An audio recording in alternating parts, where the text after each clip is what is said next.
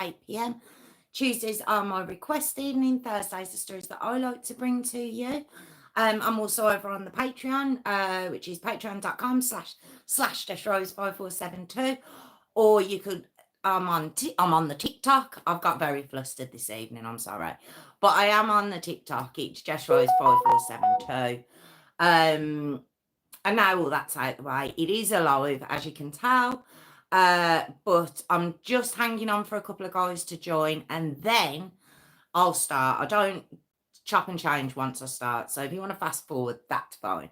So I'm just going to have a quick chat with the guys in the live, and then I'll be back. Hey, Warwick, how are you? Sorry, guys. Sorry. I saw Phil, Tiffany. Hey. Sorry, guys.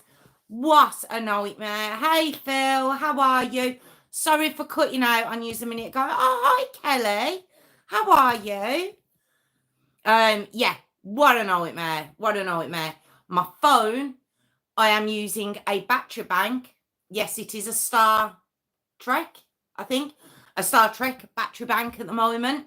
So I'm just hoping, against hope, it holds on. Because I got very carried away researching and finishing my notes and everything else, and completely forgot to charge my phone. So fingers crossed it helps, because the big battery bank is on 0 because someone decided to use it all today and not charge it. Anyway, hey Jerome, how are you? Haven't seen you in a while. Oh wow, how are we all this evening? Oh my goodness, very flustered this evening. So I'm sorry, the fan's coming back out.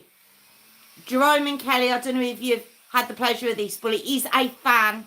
It's just a fan, look. Oh dear. What we got going on the weekend then, guys? Anyone got anything fun? I haven't this weekend. I have next weekend. I'm going to see a moderator extraordinaire. Have you got one of these, Kelly? See? Did you get it off, I can't remember if I got it off Facebook or the TikTok, but I think it's fab. It's a little tinny. It's very noisy though. I got myself like an air conditioner. Oh, did you get it from Shein? No, I think it might have been TikTok, to be honest. But I got myself like an air conditioner one today. Like it's not big, it's quite small, but it's so quiet. But I didn't set it up before I came on, so this is joining me. So I'm sorry, it's very quiet though, Manu. Weekend off, Phil. Wow. What we doing? Is Wimbledon still going on? Because if it is, that's what you'll be doing. Then I've missed one, haven't I? Where am I? Nothing planned till Wednesday. Taking the kids out to celebrate Dragon. Oh, that'll be nice. Lovely. And then guess who's coming to descend on you in a few days? That'll be me coming to descend on the moderator extraordinaire. Right, I'm going to turn that off because it's very noisy and I'm having to shout. Yes, so yes, I'll be joining the moderator extraordinaire for the Mother Murphy's birthday. So if she comes in this evening, you all have to embarrass. Mind you, it's a bit soon, but you could still embarrass her for her birthday. Just letting you know, you could do that because she'll kill me. Mind you, why am I encouraging that? I don't know why I'm encouraging it. It's because I'm so far away. It's because I'm 100 miles away. But I am going to see her soon, so maybe not. I don't know. When do you come to Belgium, Jess? Do you know, I have never been to... Have I been to... Would Belgium be Eastern Europe? No, it'd still be Western Europe, wouldn't it? I have never travelled that far, Jerome. I'm going to be honest. Ever. I've heard it's lovely, but I've never... Well, say that far. I've obviously gone to Spain, but I'm not what you would call a seasoned traveller. Oh, has it, Phil? Has it finished? I knew the women's had finished. I didn't know the men's had. Oh, see, it shows. I try and keep up. I genuinely do. I really do try and keep an interest, but then I miss it all, I mess it all up. So it's not so fun. Is it not, Jerome? See, it sounds very exotic, Belgium. It sounds very, very exotic. It does. Is it warm there, or is it like us? Does it have our weather, which is 2 weeks of summer and then 11 months and 2.5 weeks of winter? That's what we tend to have. Is it? Oh, yeah, as his pants. Have you ever been to England, Jerome? Have you ever travelled here? Yeah, sorry, Phil. Sorry, Phil. I genuinely do try to keep up. Sister nephew's left problems. Oh, was it today? Oh, I thought it would be tomorrow. Is it today? Oh, I do. I feel so bad because I was there last year, and it's a real gut punch, isn't it? Oh, sis, I'm sorry. I'm so sorry. How's he feel about it? Because I know Lawson was a mess. Yeah, 2 times in the UK. Oh, where did you go to, Jerome? Where did you visit nice? I'm very curious where you went. I am very curious about that. London. Yeah. How did you find that? Yes, I'm not coping. He's not good to be. Oh, no. Do you know what? He'll be fine. He'll be fine. Little man, my one was just, he was a nightmare. He was a nightmare, but I think it only lasted a couple of days and then he was fine. And now, we were going to arrange to all meet up, do like a big reunion. No, none of them kids are interested. None of them. A lot of them are in school together anyway.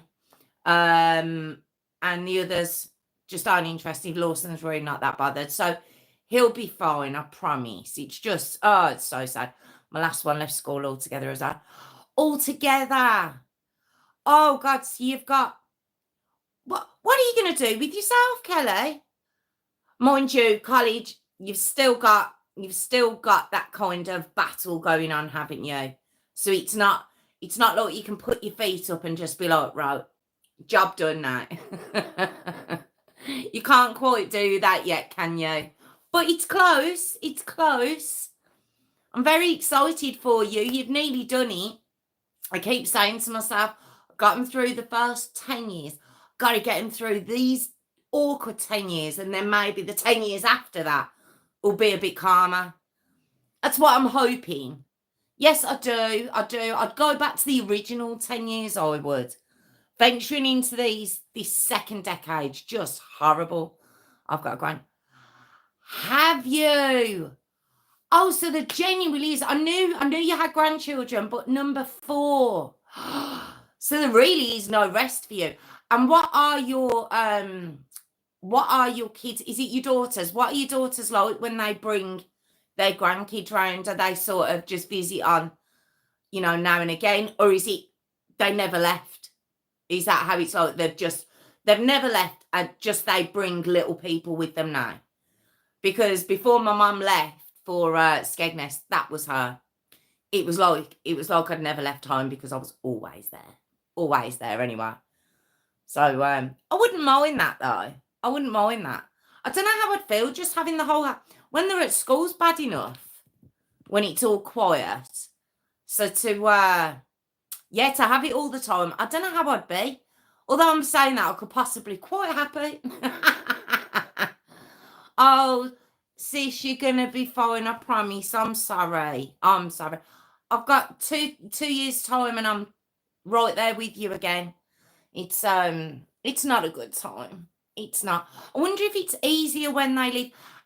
Kelly, you can tell us actually. Is it easier when they leave secondary school, like emotion-wise, than it was when they left primary school? My oldest to us is always hold on. Where am I? My oldest to us is always here. It's pregnant and so we'll need extra help. So her and a boy. Oh God, so you've got them who I understand she'd need extra help. Do you know, I don't think I'd moan that. I genuinely don't. I moan, but I think I'd be lonely. You need more babies. No. Just wait for the grandkids like Kelly. Just wait for that time. No, let's enjoy this. Yeah, that's what I'm thinking, Kelly. I don't know if I'd deal with the silence too well.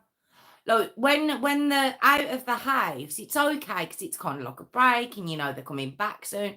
But to have it on a permanent basis, I'm like, I don't know. I could love it, but I don't think I would. I think I like the noise. So absolutely not. I've demanded more children from Stay. They've always feed them. Do they really? Oh, I'm sorry to hear that, Kelly. Boy. What? Oh, yes. About being diagnosed. Yeah. They FaceTime me. Yeah. I had, was it my niece? Actually, I think Tiff's kid. And I think my daughter, she went through, I don't think I know. She went through a stage when she was about, I think she was about 2 or 3. And she used to phone my mum just randomly. Just for no reason. She'd be like, hi. And just start telling my mum about school. Just randomly out the blue. It was quite funny, actually. It genuinely was. But yeah, so our mum had to put up with that. But no, Tiffany, we're going to wait for the grandchildren. That's what we're waiting for. And Warwick, where have you gone? You've gone very quiet. Where are you? Why are you not talking? Why aren't you talking? Because you can talk about Fat Eva, little Chubba. She's high functioning, so she can even come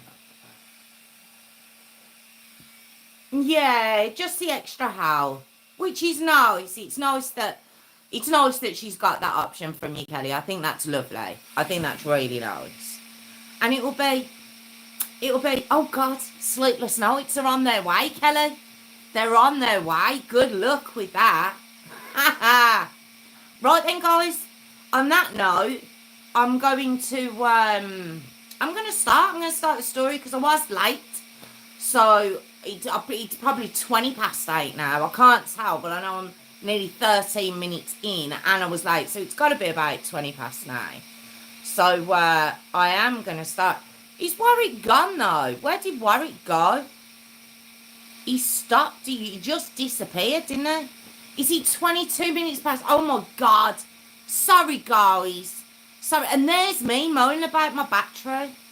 Do you know what? I'm going to get halfway through and it's going to be like 5%, 4%. I'm really hoping not. I'm not going to, what's the word? What is it when you jinx it? I'm not going to jinx it. I'm going to get on. But I am going to, it shouldn't be too long, this story. That's what I will say. Because normally I'm like, guys, it's a long story as well. I don't think this will be a mega long story. You might have heard about it. It's quite a, I've seen it a lot. It's just, I suppose I'm surprised I haven't covered this story before. But I came across it again today and I was like, do you know what? I'm going to do it because it's a Thursday and it's stories that I like to bring to you. So we're going to do it. So, let's go. Okay? So, right, here we go. No more, Tiffany. No more. Right, okay, let's go. Oh, I can't do it with my fan on, can I? Silly. Good evening, everyone. Welcome back to my channel. It's True Crime with Jess Rose. I'm here every Tuesday and Thursday, 8 p.m. Tuesdays are my request evening. Thursday's story that I like to bring to you. I'm also over on TikTok, which is Jess Rose 5472, or you can join my Patreon, which is patreon.com/Jess Rose 5472. Now that I've got all that out of the way, yes, could you maybe subscribe and comment? Now I've got that all out the way. You could just watch and I'll be just as happy with that. So thank you. Wow, got myself really messed up there, didn't I? So tonight's story is the Despicable Christa Pike story, as the title says, and she absolutely is. Now, as I've explained before, oh, I've put it the wrong way round, ignore me. It's the despicable story of Christa Pike. And the reason I do that is if I like to do a lot of the time, put the victim's name, I will title it as their story. If I'm doing the perpetrator first, I'll do it as story of. So that's how you can normally tell. Okay, so we have Christa Gale Pike. All right, she was born on the 10th of March 1976 in Beckley, West Virginia. Okay. Her mum, Carissa Hanson, her dad, Emil Glenn Pike. Okay. Now, what I'll say about Christa, and I've seen it a lot, and I've seen it in a lot of sources. She did have a rough life. She did. She did have a rough life from the very beginning. Okay. Her parents, it said that Carissa did drink from while she was pregnant with Christa. She just didn't really have, she didn't, oh, it seems like she just didn't have any interest in being a mum. Her dad, not much better. They'd fight all the time. It just really wasn't an environment for this child. It said that, you know, she could be seen on time from time to time once she was crawling around in dog mess because the house was a hole as well. Just a real, not a great start to life.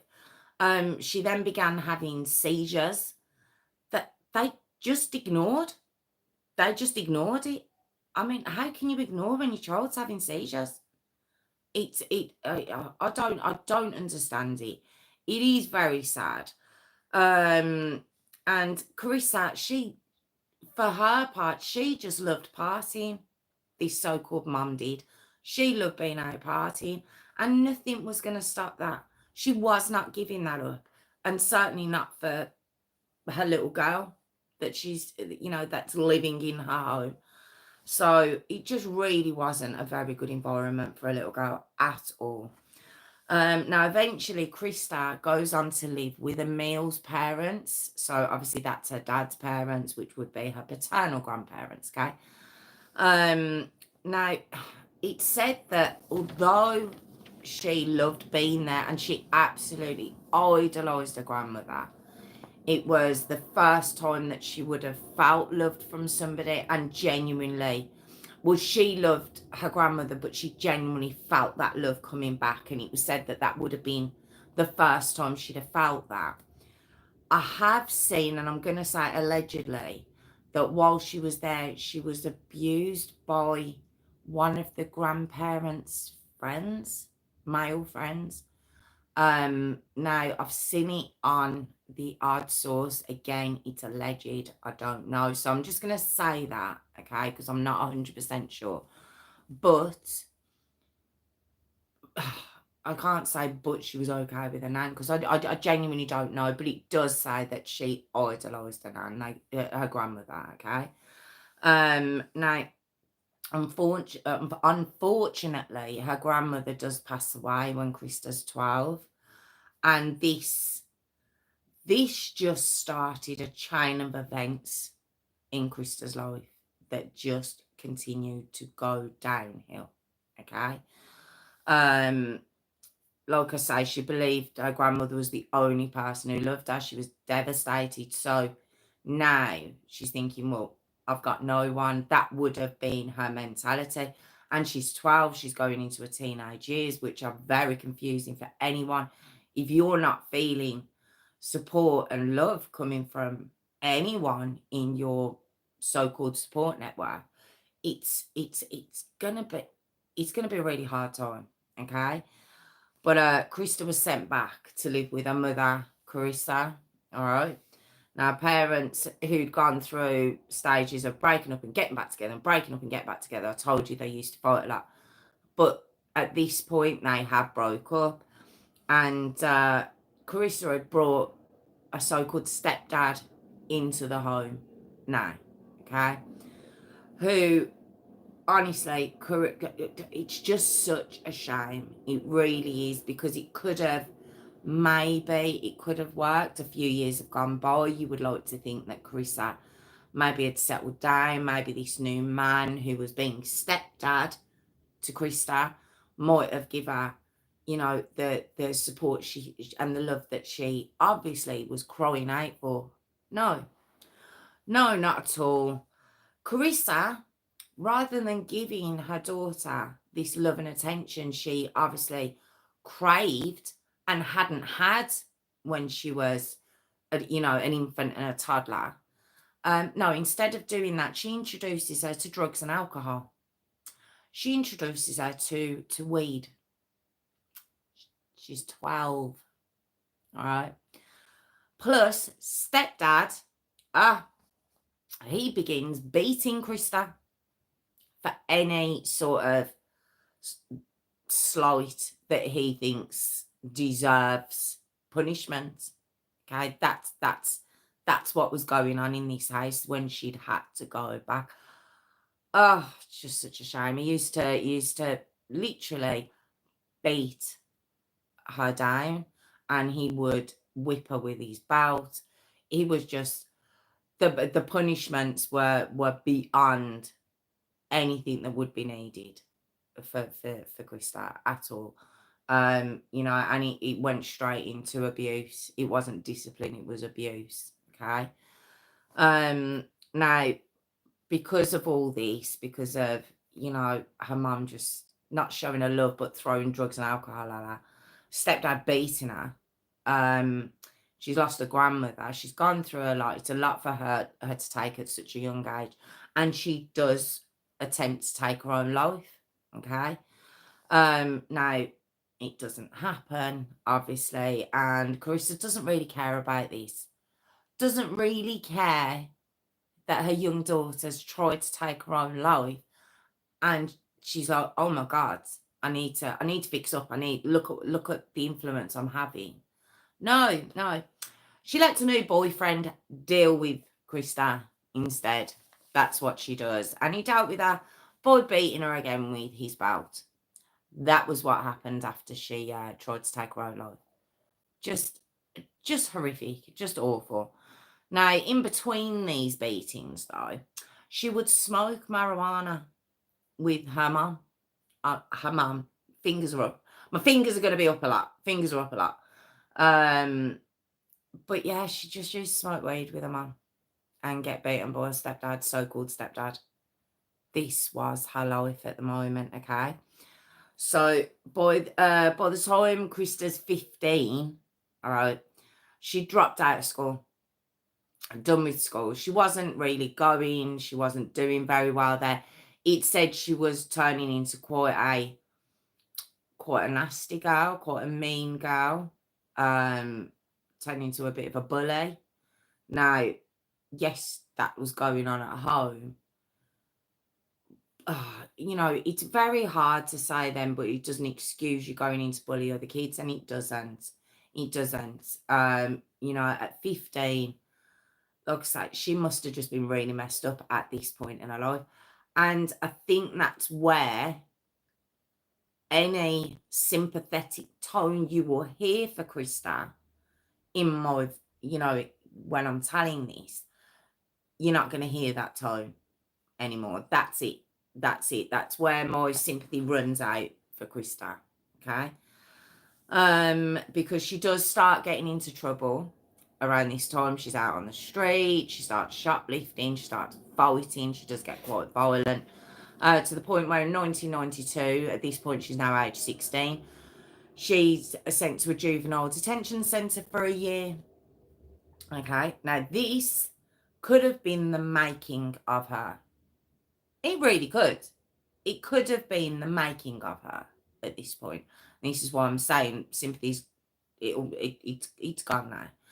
I will say that there is a couple of sources that also say her biological dad had also sexually abused her. Okay, so it wasn't just the grandmother. or the grandparents' friend, there's also an alleged accusation from Christa herself that her biological dad had sexually abused her. But boy, now, Christa, there's a lot of people out there who are saying, you know what, she's a pathological liar. That's what she is. And she wasn't believed. Now, if it was the truth, that's horrific. And he didn't see her a lot. I mean, when she was going to the dad's, which she would go and stop with her dad every now and again. But she'd start playing up. He wouldn't be able to cope with her. He'd send her back to her mum's and her stepdad's. So was it during that time where she says this happened? I don't know, but there's no evidence to say one way or the other. I don't know. It's only her say so, but I will mention that too. Okay. Like I say, that's where my sympathy stops now. All right. Because it actually had, the juvenile detention centre had a positive effect on her. It did. And she wanted to enroll in something called the Job Corps. All right. Which is a government program set up to help the youth from low income backgrounds, aged between sort of 16 to 24. And it gives training to help kids to get into the job market. Okay. Now, what it reminds me of, and I don't know if it is the same or not, in the UK, and I don't believe we do this anymore. There used to be something called the YTS, Youth Training Scheme, and it's where you could get into work young. If you weren't going on to college or university or anything else, you could go straight into the workforce, and you would get training on the job. Now, of course, you weren't paid full back as an employee. You were still in training. But it was a brilliant program that was rolled out in the UK. I don't know why it stopped, to be honest. If it is still going, I genuinely haven't heard if it is. If it is, excellent, but I don't believe it is. And I think this is what's similar to the Job Corps in America. Okay. So, like I say, she was in this, she was picking up, it had this, the juvenile detention centre had this positive effect on her. And she wanted to join the Job Corps to be a nursing technician. Okay, it said her mum did that or still did. I don't know, with all the partying and everything else, if she actually did work there, but I think she was trained in that. So now we get to 1994, Christa's age 18, and she enrolls in the nursing program in the Job Corps in Knoxville, Tennessee. Okay. So she moves away from home. She goes, it's like a campus where, all these young people, like I say, between the ages of 16 and 24 can go and get this training to maybe get into the workforce. They can't afford to go to college, can't afford a university, and it just gives them a chance too. Okay. And so this could have been amazing for her. It could have really been the making of this girl. After everything she went through, this was her chance to say, right, okay, I know she's 18, I know she's young, but this could have been her moment now. She's legally an adult. She could have just been like, right, okay, I'm going to get my head down and, I'm going to really make a go of this. But it was here she met Tadaro Sheep. Now, Tadaro is 17, so he's a year younger than her. And the two quickly get into a very intense relationship. Very intense. It escalates very quickly, this relationship, okay?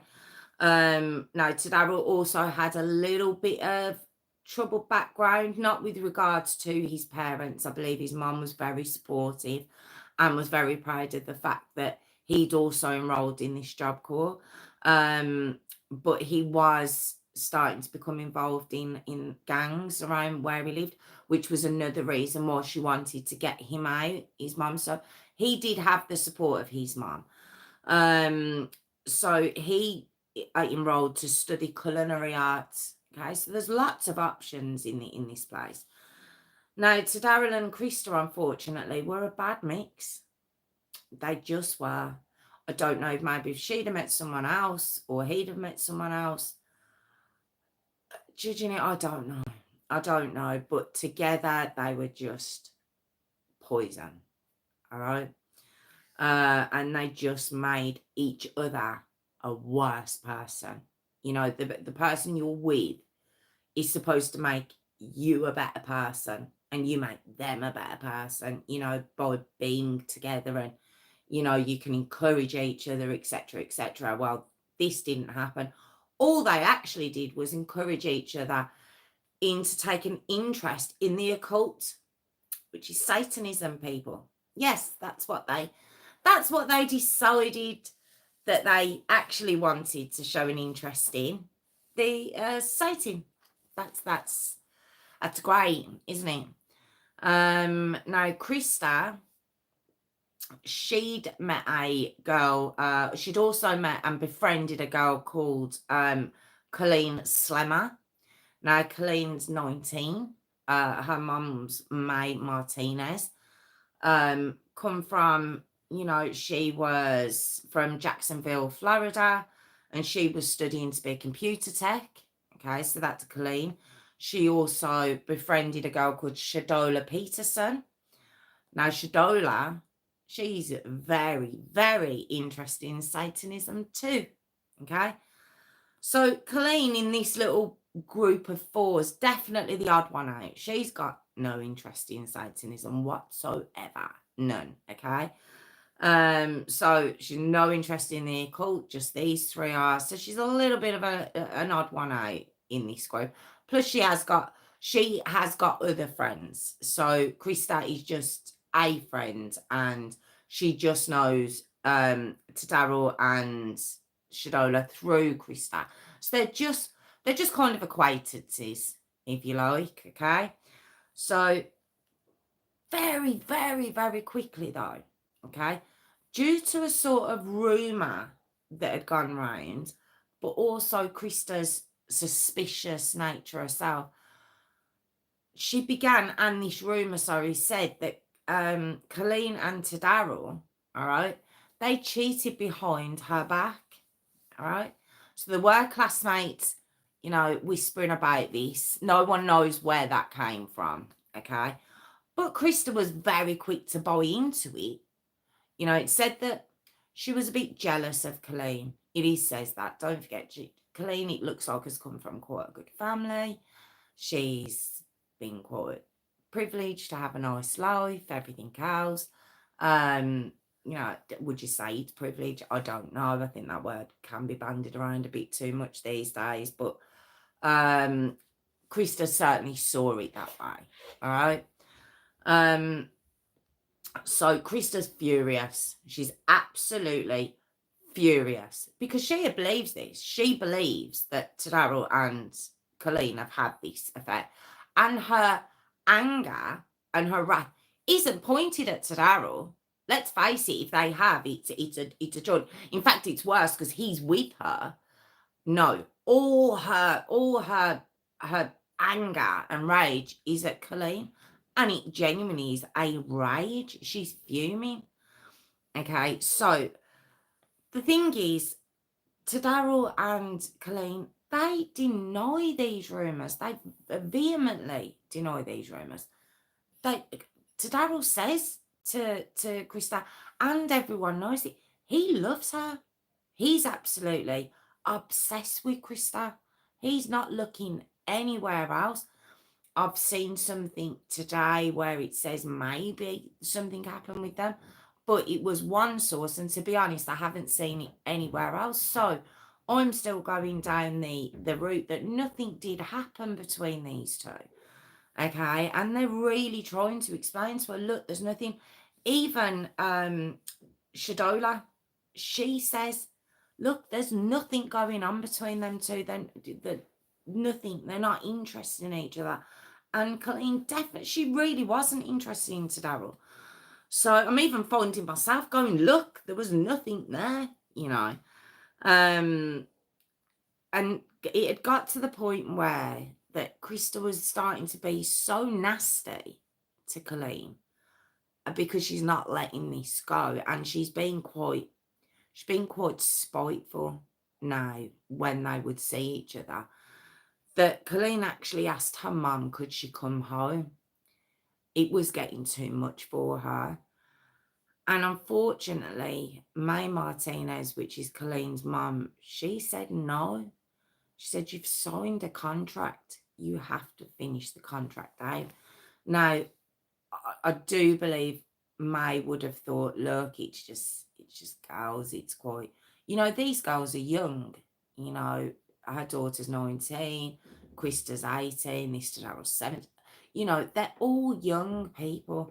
She probably thought it'll blow over. I'm not having her ruining her chances of a good future and a good job through some daft gossip that's gone round that will blow over. So I also understand where her mum was coming from. Okay, I do. But Christa, right, even though she'd been told, she'd been convinced, rather than let this go, Christa then thinks, okay, well, I'll believe to Daryl that nothing happened. So that takes to Daryl out of the equation in that sense. But she's convinced that it must have been Colleen that started the rumour. So even if nothing happened, and she's kind of with Daryl and Colleen and Shadola all saying, look, no, nothing's gone on. You're crazy. She then thinks, well, she must have started the rumour to break us up. She started that just to have us arguing so she could get with you. It was an obsession for her. It was an absolute obsession. Now, like I say, Colleen had no interest, and she tried with all her might to convince Christa, look, there's nothing between us, honestly. But Christa has an idea, all right? And she talks to the other two about it, i.e. to Daryl and Shadola. And she wants to sacrifice Colleen to the devil himself. That's what she's come up with. Okay. Now, on the 11th of January 1995, she also runs that idea past her roommate because, they're in dorms, Misha, and she talks to her roommate, Christa does, and she runs it by her. Of course, the roommate's like, oh, God, she's going on again. And she takes no notice. She doesn't believe her. On the 12th of January 95, so the next day, okay, Christa, Daryl, and Shadola, they invite Colleen to basically chill with them that evening, okay? And Christa says it's like a peace offering. It's an olive branch. You can come and chill with us. We'll smoke some weed. We'll have some fun. Let's just forget it. Let's just wipe the slate clean. Draw a line under it, and just we'll come and we'll have a good time. Okay. And Colleen wanted this so much. She did. She just wanted this so much, and she believes her. She believes her. And where they're arranging to meet is an abandoned steam plant, which is nearby the Job Corps campus. Okay. And it's at a park called Tyson Park. All right. And that's where they arranged to meet because it's out of the eye line of any of the professors or teachers or bosses, whoever they're working under there. And they just think, oh, that obviously the kids there think it's a great place to go. So I would imagine other kids have gone there. And so Colleen doesn't think anything. She's not suspicious over it. She's not suspicious of being asked to go to an abandoned steam plant, which, alarm bells, but it didn't. She wanted to believe them, all right? So again, as I say, it's the 12th of January 95, and it's 8 p.m. Okay. And as the four, and the four being Christa, okay, so we've got Christa, my goodness, Shadola, to Daryl, and Colleen. All right, God, I butchered that. They're walking along this trail. Okay, after you've gone into Tyson Park, there's like a jogger's trail, it said, but it is surrounded by trees. It's quite a wooded area. Okay. And it said as they're walking through sort of a not like a tunnel. Okay. Krista starts again. She starts on Colleen again. And she starts accusing her again.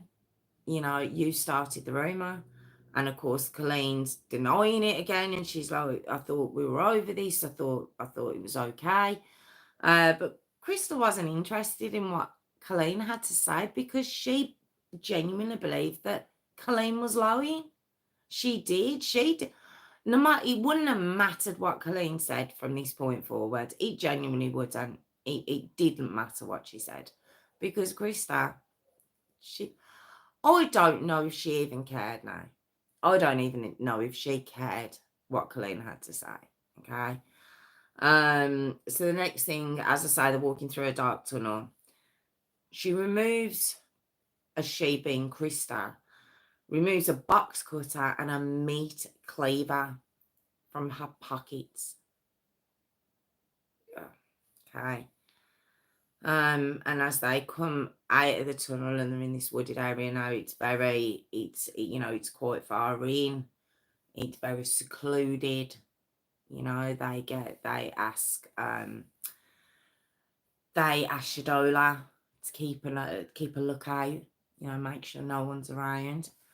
And Krista tells Colleen to take her top and her bra off. Right. Just such a shame. Such a shame. And then once Colleen does take her top and bra off, after begging them not to make her do it, she does it. She does as she's told. She's trying to save herself from whatever is about to happen. And then Krista begins punching and kicking Colleen until she punches and kicks her to the ground. Okay. And then she slices her stomach with the cleaver, with the meat cleaver. Okay. And then to Daryl, you know, not be included, he, using the box cutter, begins slashing her chest. I mean, and as I say, Shadola, for her involvement, she's the lookout. She's making sure no one can interrupt what her friends are doing. You know, so just because she's not involved in the violence of this, she's very much involved in what's, you know, she's not helping, is she? And for 45 minutes, which is a really long time when you think about it, they beat, sliced, and stabbed Colleen, this poor girl, as she begged for her life, this girl did. And she was screaming. Of course, no one could hear her scream. She's too far from anywhere for anyone to hear her. At one point, there is a noise. There's a noise that they all hear, and it kind of distracts Tadola and Krista. And at that split second, it kind of gives her a chance to try and run. So even after what they were doing to her, and she must have been in a bad way, she genuinely tries to run. She's dragged back very quickly. You know, the damage they've done to her, you know, she couldn't have got far. Oh, it's such a shame. And she's begging him, please don't do this. Please don't do this to me. And then they pin her down because they want to draw a pentagram. They want to draw a pentagram on her chest.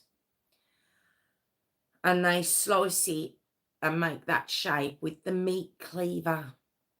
Again, while she's begging them not to do it. And Christa's just basically saying she won't die. So it's not that she's going to punish this girl, you know, for this perceived insult of starting a rumor about her partner. No. This is premeditated, that they're going to kill this girl. And they're going ahead with this so-called human sacrifice. Now, at this point, as I say, Christa said she won't die, so she picks up a huge chunk of asphalt, okay, and she beats it over Colleen's head, okay, again and again, until she splits her skull open, okay. Instead, at this point, Colleen was gargling because she was choking on her own blood. Okay. And she actually took her last breath as Christa, oh God, she was reaching in to her open head that had brain matter showing that had come out at this point with the force of the striking her with the asphalt, okay. And she takes a piece of Colleen's skull as a trophy, and it's the way it's described. It said that she actually put her hands into basically her brain and then takes a souvenir of part of her skull. Just, oh my God. Oh, and obviously it's classed as a trophy, some sort of sick trophy. And they then cover Colleen with a pile of leaves. And she puts her trophy in a jacket pocket. And after making sure that Colleen, she's not properly covered, but they would think she's covered enough, they leave. Ugh. No, they get back. Apparently they'd only been gone an hour, and people had noticed that 4 of them had gone, but only 3 of them returned. So, they haven't been too clever in this. And that night, up in her dorm with her roommate, Christa is actually jumping around. She's excited. She's hyped up. And she's telling her roommate all about it. Everything they did, okay? And the roommate, of course, doesn't believe her until Christa takes out her souvenir of Colleen's skull. And she doesn't just leave it at her roommate. She also tells another classmate the same thing the next day. And it's awful because neither of these immediately go to the police. I think originally they probably didn't believe her. And then when she produces a bit of Colleen's skull, if they do believe what she's saying, then they're too scared. They're too frightened to go to the police. They're too frightened to go for help. She's capable of that. What's she going to do to them? And she's told them. So, they're not witnesses to it, but they know, they're aware of it. So they must have been so torn at that time through their own fear and maybe hoping that it wasn't real and what she was showing them was fake. It must have been awful. Now, January the 13th, that morning, so it's the next day, okay, Colleen's body's discovered. So she's discovered very quickly. And she was discovered by an employee at the Job Corps. And Knoxville police are called straight away. They begin an investigation straight away. At first, they can't even ID this young girl for what they've done to her. Okay. But they do eventually ID her. Obviously, her mum's notified. Her world ends. You know, I described it with regards to Sophie Lancaster's mum. When she was saying, you know, you have two lives. You have your life before something like this has happened, and then you have your life after. You know, it's just, I can't imagine it. I genuinely can't. I say it every time, and I mean it. You can't imagine it. And so while the investigation's going on, an autopsy is done, where the cause of death of Colleen is brought in as blunt force trauma to her head. Okay. Manner of death is homicide. She had over 300 slash wounds to her chest, her head and face, and her arms. Obviously she had defensive wounds. Just such a shame. You know, it was put down she was obviously mutilated while she was very much alive. Just awful. Because of the pentagram on her chest, they then begin investigating, is it a ritualistic killing, you know, with regards to the occult and, you know, Satanists and everything else that are out there. So they all start opening up that it could be, you know, related to something like that. Now, all the students are questioned, and Christa's name comes up time and time and time again, okay? Because this girl never hid her hatred of Colleen. She made it very well known that she wanted Colleen gone. So it was very, very quickly that her name was thrown into the mix. And when she was questioned, she confesses. There was no trying to hide it, and this goes on for weeks and weeks and weeks. No, she confesses straight away. And again, not kind of timid, very much in a matter of fact, quite proud way. She confesses to everything they did. But what she says is that yes, they did all of that, but it was an accident, because what she was actually meaning to do was just scare her. That's what she was meaning to do. But when she saw all the damage to Colleen, she didn't think she could leave her like that, so she had to kill her. Okay, does that make it better? Do you feel better going along that route? She just says they went too far. That's her excuse. We just went too far. You know, we didn't mean to do all of that. Just some of it, not all of it though. Now they do find Christa's clothes that she was wearing, and they find her jacket. And when they look in the pockets of her jacket, that's when they come across Christa's skull. And that takes away any of that accidental, we just went too far, we didn't plan this, this wasn't meant. Takes away all of that. You took part of this young girl's skull as a trophy, and you want people to believe it was an accident. Now, police believe it's more of a revenge killing when they hear the whole story. And eventually she goes on to admit, yes, okay, all right, it was planned. And she makes a confession, it was premeditated. So that's what that confession shows. It was a premeditated murder, okay? And she also names within that Tadaro and Shadola. She doesn't cover them. She's going down, they're all going down, all right? So all three are charged with first-degree murder, okay?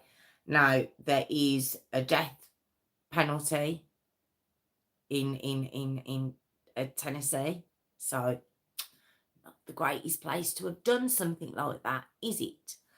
And obviously, with regards to first degree murder and to go for the death penalty, you have to prove premeditation. Don't think she thought that through, because she's already confessed to that. Now, the trial goes ahead in March of 1996. Okay. Now, at this point, she's 20. All right. Tadaro is now 19. And Tadaro's now 19, and Shadola is also the same. Okay.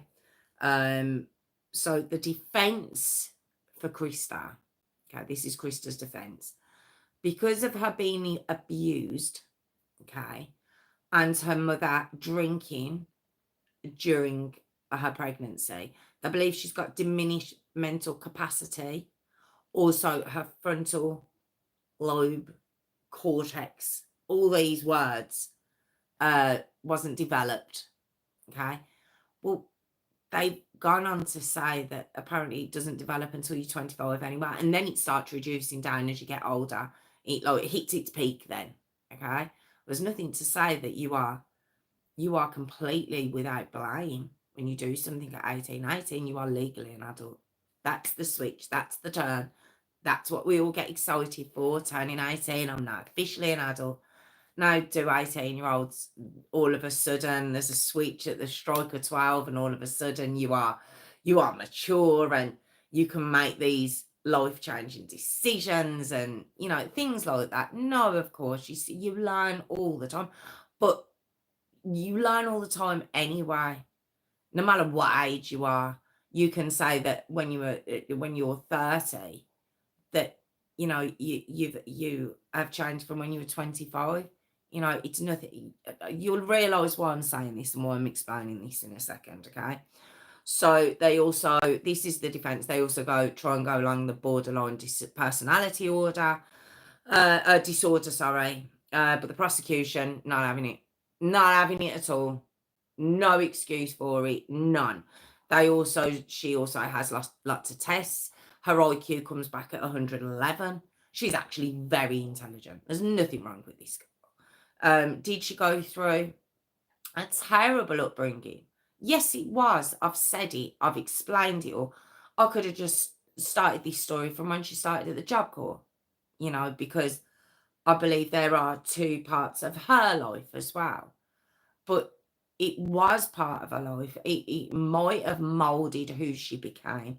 I don't know. But there are many people who have, I shouldn't say worse, because, you know, every abuse is awful and it's disgraceful. But we do know on this channel we come across some horrific cases. Okay. And I'm just saying that, you know, she didn't have to go this route, is what I'm saying. They also don't believe it was Satanism or it was, you know, a ritualistic killing. They don't believe that. They think at the most it was adolescents dabbling in Satanism, and instead it was more a collective aggression rather than, you know, a ritualistic murder. So on the 22nd of March 1996, like I say, she's 20 at this point. The jury come in. It only took them 2 hours, and these were the results of that. Shadola Peterson, she was found guilty of conspiracy to commit first-degree murder because she was there, even though she wasn't involved. Tadaro Sheep, he was found guilty of first-degree murder, and Christa Pike also found guilty first-degree murder. Okay, now I did mention the death penalty. On the 30th of March 1996, the actual sentences come in. Okay, now character witnesses do come forward, you know, before the jury goes away to decide what's going to happen. The character witnesses have come forward, which would be Chris's mum and her aunts. I think it might have been a stepdad. You know, basically saying her mum admitting, I was a terrible mum. She does say that. She's like, I was a really bad mum. She had an awful life. You know, this isn't it's I don't know if she's basically saying it wasn't her fault, I'm not sure if she was going as far to say that, but there was many excuses being made as to why she shouldn't get the death penalty. But the prosecution tore him apart. It's just the aunt had called Christa a pathological liar. There was proof to say that she'd said that, because the aunt had said, well, she was abused by her dad, she was abused by this family friend. And the prosecution were like, hang on a minute, you called her a pathological liar, you said, she's not a good person, and now all of a sudden you're expecting us to believe, oh, actually, no, it's because of this, and she's not a bad person. So they were ripped apart by the prosecution. So the jury come back, and Christa, all right, Shadola, we'll start with Shadola. She got probation, all right, because she testified against the other two, because she wasn't actually involved in the violence, so she was given probation. To Daryl, now, because he was only 17, this is why I discussed the age thing earlier, because he was 17 when they murdered Colleen. He was tried as a minor, okay, as a child. So he was given life, but with a minimum of 25 years with the possibility of parole. I have looked everywhere, okay, because don't forget this is now 29 years ago. As far as I can tell, Daryl is still in prison. If he's got out, please let me know, because I couldn't find that he'd been released. Whether I've looked in the wrong place or, but I haven't seen that he's been released since, okay? All you ever see is information about Christa. That's all you say, okay? Christa herself, well, she was given 25 years, the same as to Daryl, but she was 18 when that murder was committed. And not, aside from the fact that she had organised the whole thing, she brought the idea to the other two. She was given 25 years and death. I know some of you, I've said it before, some of you will be dead against that. A lot of people are not for the death penalty. When I come across the cases I do, I'm sorry, I will give a round of applause when that death penalty is given. If I came across a case where I was like, maybe just life, no parole, but not in this case. Not in this case. And I can't think of a story that I've done where I would say that either. Okay. Now, she was the youngest woman on death row at that point. And if and when she is put to death, and it's by electrocution in Tennessee, she'll be the first woman in Tennessee in 200 years, it said. Okay.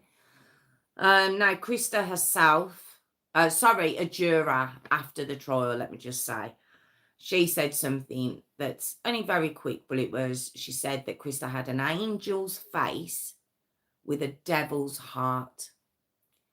And I just thought, yeah. Oh, angel's face. She looks very young. She looks very young in the pictures, but I think knowing what she did and the fact that she does smile a lot in the trial, you see, she's smiling, she's sending notes back to her mum, she's sending notes to her defense lawyers and then giggling. She's taking this all as a bit of a joke, I think, until they say you're sentenced to death, and then she cries like a baby. Yes, she does. You can see online she cries her heart out there. But even that, it's like, is that real? Are you really upset? Will you stop as soon as you get behind that door when they walk you through? Over the years, Christa she's put loads of appeals through. Loads. I think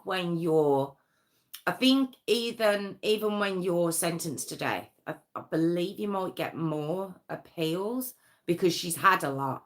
But I do think there is an end to them. You can exhaust them or those appeals eventually.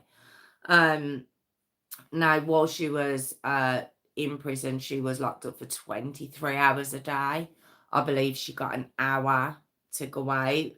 I don't think she really got to socialise with many people in there. Like I say, she was locked up a lot of the time. And over the years, as I said, she'd put appeals through, but then she'd say, "Can you kill me quick? Can you bring my death sentence forward?" Then she'd change her mind and she'd say, "No, no, no, no, actually, I don't want to. I don't think I should be on death row." You know, just chopping and changing a lot over the years. In 2001, so 5 years later, she's 25 at that point. She tried to strangle a fellow inmate with laces. Now, like I say, she was locked up for 23 hours a day. Was this on her hour that she got out? So just ridiculous. Now, also, just after the trial, she'd written a letter to Daryl. Now, do you remember me saying she'd cried? She was very upset, and she'd said she was sorry for everything that she'd done, even though she was laughing in the trial and stuff. Well, not long after the trial, she's still writing to Daryl, right? And in one of the letters, she had this to say about Colleen. And you tell me if she was sorry for what she did. You see what I get for trying to be nice to the hoe, okay? I went ahead and I bashed her brains out so she'd die quickly instead of letting her bleed to death. And what happens? I suffer more and they fucking fry me. That's what she wrote. That's what she wrote to Daryl. There were, yeah, none. No. She just did not care. There was no remorse whatsoever. And she signed it, Little Devil. Little Devil. That was a little sign to him. Now, I don't think it went on for too long, because in 2012, when I say go on for too long, they're writing together in this love, this young love that they had. Because in 2012, she'd been writing to this guy who would go and visit her, and he travelled quite a long way. He travelled through different states to go and visit her. And between manipulating him and also one of the prison guards, she tries to escape with their help. Okay, now it's failed.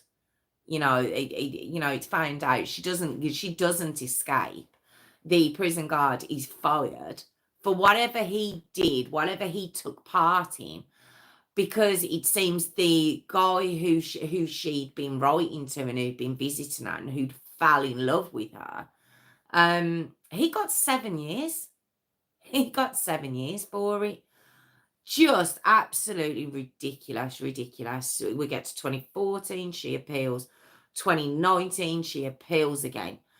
By this point, we're nearly hitting 25. No, are we at 25 years?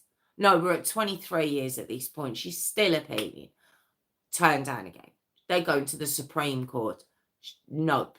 All denied, okay? Now, an execution date was brought for her in 2020, but of course, what did we have in 2020? Okay, so it was postponed. Okay, so that would have been 24 years later, and like I say, it was postponed. Now, May Martinez, which is obviously Colleen's mom, she does say, I want this to happen before I die. It was the story I did on Tuesday, where the dad's saying, I will. Christopher, wasn't it? It was Christopher.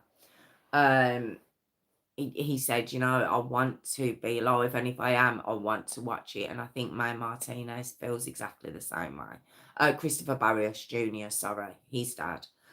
Now, 2022, it all kind of looked like she was going to get somewhere, because it had all come out, how eventually it's all in hindsight, and, the do-gooders have come out and says, well, I know she was 18. Yeah, and she was 18, but, you know, mentally, this is a mental thing again.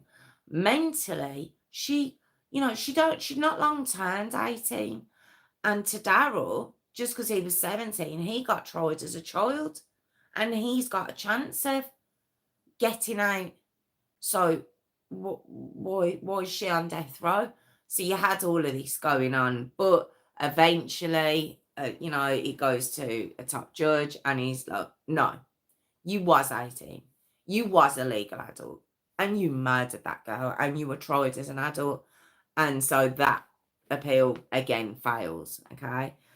Now in 2024 though, I've read that she's been given, although she's still on death row, she's been given sort of a little bit longer out of her cell and she can kind of mix with people for a bit longer. I know she's been there for 29 years and been locked up 23 hours a day, my God. But, you know, it's not like she's been golden in that time. It's not like she's earned, you know, through good behaviour. She's tried to escape. She tried to strangle. She tried to kill somebody in there. But I've heard that, yeah, she gets to go out for a little bit more than she did. She's also got a website, folks. She's also got a website, Christa has, if you want to go and have a look. It's mercyforchrista.org. mercyforchrista.org. She's obviously made the website and it's where she's explaining, you know, she's explaining her history and, you know, it's poor me, poor me, poor me. That's exactly, basically what it is from what I've heard. So, yeah, I mean, obviously, if you fancy having a look, that's the website address. But my God, ridiculous. You know, the fact that this can go on when someone's on death row is crazy to me. But, yeah, that was the Despicable the Despicable story of Christa Pike. Oh, and it just really was. It was just like that poor Colleen. Just such a shame. I've used Christa Pike because there's just so much information on her and there's just not as much on Colleen herself.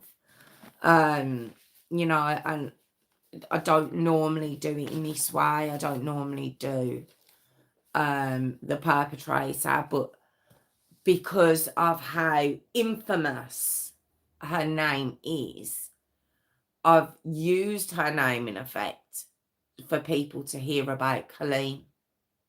That's kind of why I've done it that way round.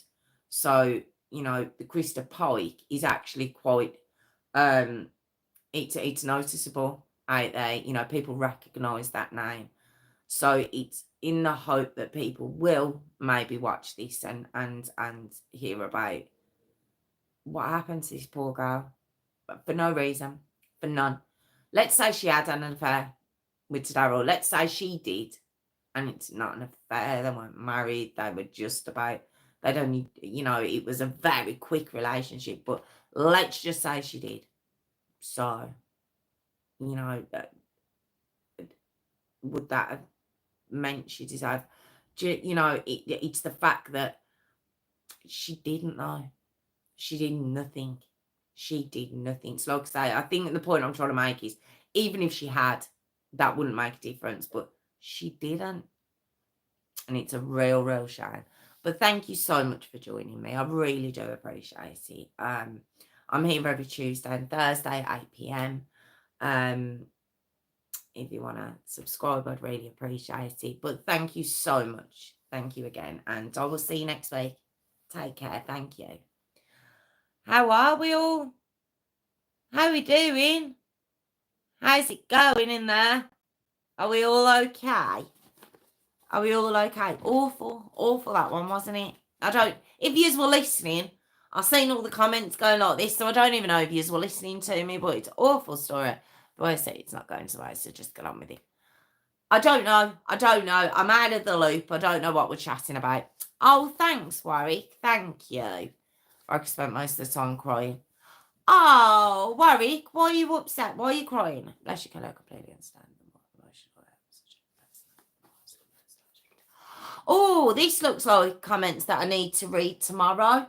I can't even go up. It doesn't let me. It doesn't let me go any further than like the page that's on there. So I can't even see the discussion, but it looks very in depth. So I'll have to have a look tomorrow. But yeah. Oh, are you just being mean? Are you just being mean? Is that what he's? No, I weren't on about that. I was looking at Phil's comment. It looks very involved. So I was like, ooh, what we talking about, guys? What we talking about? Tippity liar. Oh, hi, Hayley. I didn't see you there. How are we? How we doing? I'm up next week. I'm up in the Skegness next week, in the Skegness Massive. That's where I am next week. I need to put my fan on. Look at my hair. It's that dark, just wet. Well, it's not, but my goodness. Oh, it happened a few times during that. Oh, thank you. Thank you, sis. Did Jessica come in tonight? Because she said she replied again. And I think she said she would be. No, did she say she'd be? No. She said she fell asleep on Tuesday. And that's why she wasn't in. But no, she didn't say she would be in tonight. But I did just say I'd see her tonight. Oh, Kelly, thank you. That's lovely. Thank you, guys. Thank you. Oh, she's not coming. Sorry, Phil. Sorry she hasn't come in. Did you know Jessica is... Oh, have you? Oh, that's nice. Sorry, I wasn't chatting, Hayley. I was watching The Boys. I was watching... What do you mean you were watching The Boys? What does that mean? What does that mean, Warwick? No, that's lovely, Phil. I'm glad. That's nice. Because I was going to say, Kelly, Phil has a YouTube wife now called Jessica. But she hasn't been in a couple of days. But what was I going to say? What do you mean you're watching The Boys? Oh, the way he said it. No, it is a program. I've seen it. But isn't it... Is it a bit wonky? Should I... Oh, God, I said that out loud. I just said that out loud. More the Scarlet Woman there. I think you might be, Kelly. I think you might be. I know, I just said it. I didn't mean to. I didn't mean to say the word. I said it out loud. But I think it is. I think it is. I've heard it is. Yes, you can be the... you can be the other one, Kelly. That's who you can be. Oh, he's... Oh, now I get it. Oh... God, that was... No, because there's a show called that, isn't there? No, yes, Hayley, I get it now. I get it all now. I thought... there's a program called that, isn't there? I was like, why is he watching that? Watch me. Watch me tell this story. Oh, God. We've got Dopey Hole here. We've got Scarlet Woman Kelly now. It's all going on Amazon.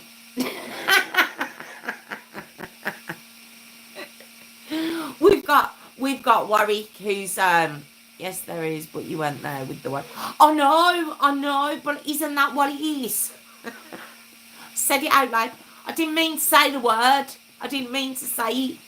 It's like the words. I shouldn't have said it, but I'm sure it is. I'm sure I read that people stopped watching it because of that. Oh, am I still going?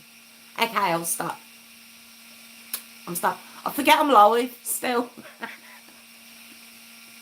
I never used to until that time Mum forgot.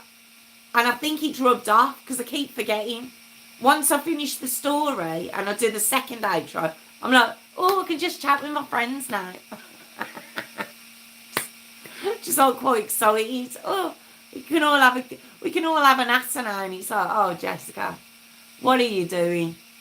But I've said it now. There's nothing I can do now. I ain't starting again. Oh dear, guys. But have we? I thank you so much for joining me. I was about to say we had a nice evening. How can I say that? Oh God, how can I say that with that? But yeah. I worded that wrong. I worded that really wrong. I just need to stop talking. So, Bobby, love you. Jingle out, woman. I know. I'm going to have to jingle out. I need to stop talking. Mate, I think I'm tired. I think that's what it is. I think I'm tired. Right, okay. Well, thank you to Tiffany and Hayley, my moderator extraordinaires, and Phil and Warwick. And Kelly, lovely to see you, Kelly. It's great having you tonight. Did I see someone else? I'm missing somebody. Jerome. I saw Jerome. Yes, I did. I saw Jerome. Blowing the menopause. That's what I do. Do you know what? You're not wrong. You're not wrong, Kelly. You're really not. It has a real effect. That's what's going. Tired, just ain't good. It's not. Tiffany knows if I'm tired. Stuff comes out of my mind that I can't take back. So I'm gonna call it a night. But thank you all so much again. Let me see who my top fans were tonight. Should we have a look? Top fans. Kelly number 1, Phil number 2, Tiffany number 3. I don't know how it works it out. I don't know how it comes up with it. But there we go. They're my top fans for tonight, apparently. So thank you all so much. If you could like, comment, subscribe, guys. Like, comment, subscribe for me. Like, comment, subscribe to me, please. It's quite aggressive. It's not slowing down. Thank you all so much. Have a fab weekend, guys. And I will see you all next Tuesday. Bye. I'm trying not to put my finger in the way. It's still there.